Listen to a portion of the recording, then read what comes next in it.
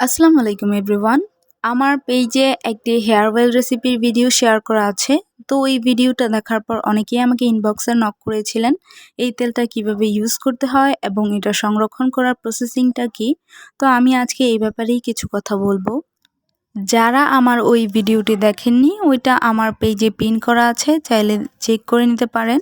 তো আমি এই তেলটা প্রায় 1 বছর যাবত ইউজ করছি এবং ইউজ করার পর আলহামদুলিল্লাহ আমি খুব ভালো রেজাল্ট পেয়েছি।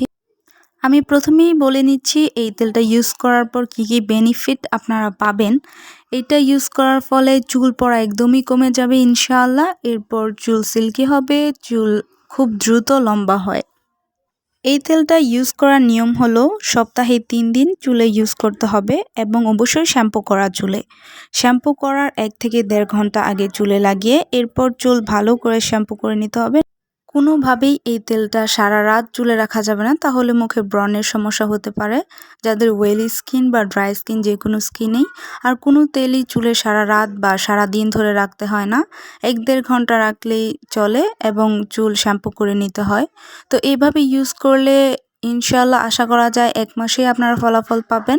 বোঝার সুবিধার জন্য আমি আমার বিফোর আফটার পিক অ্যাড করে দিচ্ছি এবং এটা আমার 3 মাসের রেজাল্ট। আশা করি ভিডিওটা সবার উপকারে আসবে। Thanks for watching.